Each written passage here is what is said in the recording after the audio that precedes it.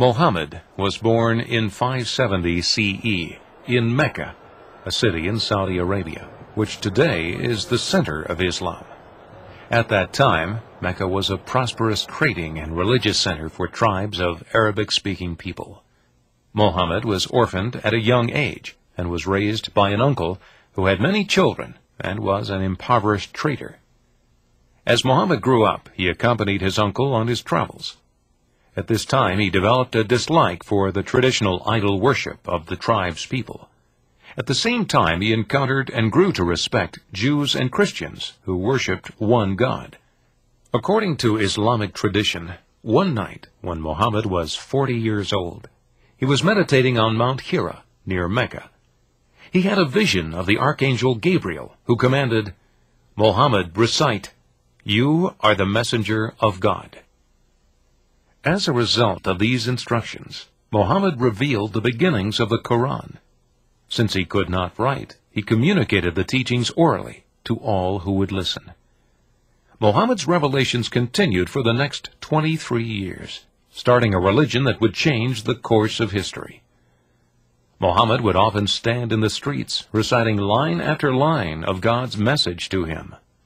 The people of Mecca worshiped idols and did not like the fact that he denounced their long-held traditions and threatened to take his life.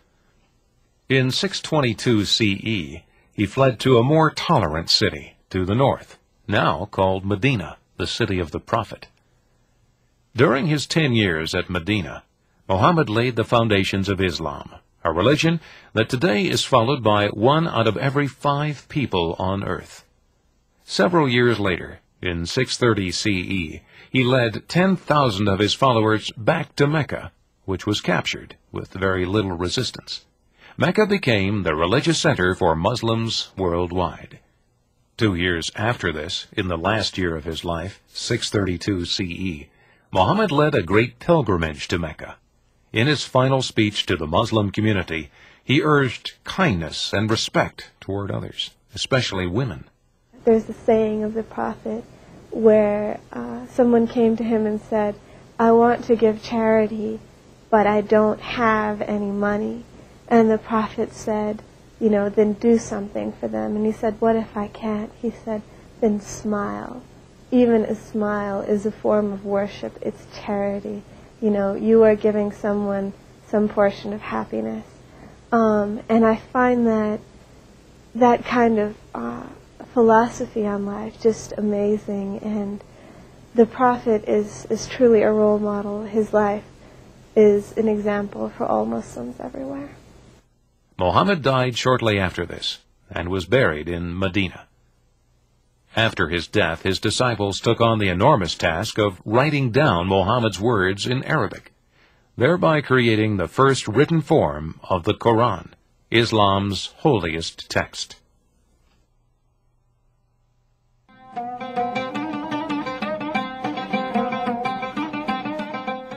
Following the death of Muhammad, the Arabs began to conquer and convert the countries around them.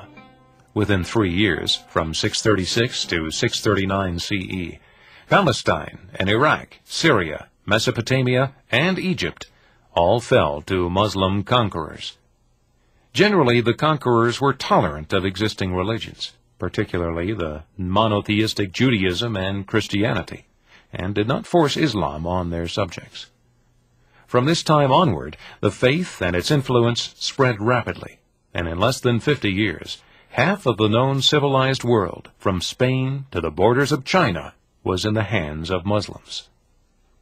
In the 9th, 10th, and 11th centuries, art, architecture, and science flourished in centers of Islamic culture. Drawing on the diverse art forms of the lands it had conquered, a truly brilliant civilization developed.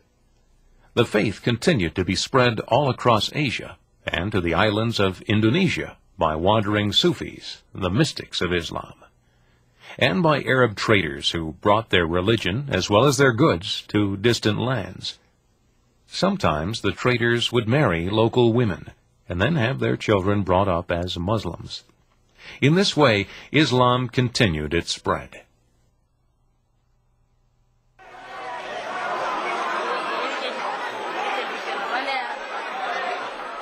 There are two main sects in the religion of Islam. 90% of all Muslims belong to the group known as Sunnis. Most of the remaining 10% are Shiites. While these two groups were both born during the very earliest period of Islamic history and share all of the basic beliefs of Islam, they differ over the choice of caliph, or successor to Muhammad, as leader of the Islamic community. The Sunnis believe that the honor should go to an elected member of the tribe of Muhammad. The Shiites believe that the position is God-given only to descendants of Muhammad. Since Muhammad had no sons that lived, Shiites believe the lineage descends through his son-in-law, Ali. In addition to the two major sects, there are a number of very small subgroups. Among these are Sufis, or dervishes, the mystics of Islam, who originated in the first generation of Muhammad's followers. Another subgroup is the Black Muslims. The term Black Muslim usually refers to the organization called the World Community of Islam in the West, originally the Nation of Islam, headed by its prophet Elijah Muhammad. In the U.S., the Black Muslims are a sect which combines the tenets of Islam with black nationalism, the desire for a black homeland. While relatively small in number, they have focused on education, economics, and political aspirations in the black community. The life of all Muslims, whether Sunni or Shiite, is governed by 5 main principles, called the 5 pillars of Islam. The first pillar is expressed in the creed: there is no God but Allah. Muhammad is the messenger of Allah. The second pillar of faith is prayer, which is performed at 5 specified times each day while facing toward Mecca. The third pillar is almsgiving. This consists of supporting the poor of the community, giving to the support of mosques, and for religious training. It is believed that these acts of generosity purify one's personal wealth. The fourth pillar is the fast of Ramadan. During this month, which celebrates Muhammad's first revelation, the faithful do not eat from sunrise to sunset each day. The fifth pillar of faith is the Hajj, the pilgrimage to the holy city of Mecca in Saudi Arabia, which only Muslims can enter. It is very important for devout Muslims to attempt to make the pilgrimage to Mecca at least once during their lifetime, no matter where they live. Here they perform certain prescribed rituals, such as wearing the pilgrim's white seamless garment, which symbolizes the equality of all Muslims. While in Mecca, there is no visible difference between Muslims from different nations or from different social or economic groups. Their common religious purpose dissolves any distinctions between them. They relate to each other as equals, all seekers of God. You feel, you're one of this whole world, the world full of people there. There may be kings, there may be professors, there are doctors, engineers, and ordinary people, they are uneducated, illiterate. And they all have one purpose there, to stand in front of God as one-to-one, one-to-one. There's nobody in between you and your God. The Kaaba, an ancient holy place, which Muhammad captured from Arab pagans and dedicated to Allah, is the holiest shrine of Islam. The Kaaba is draped in a sacred carpet, the Kiswa, which is renewed each year. Pilgrims walk 7 times around the Kaaba and kiss the black stone mounted in its corner as a sign of their devotion.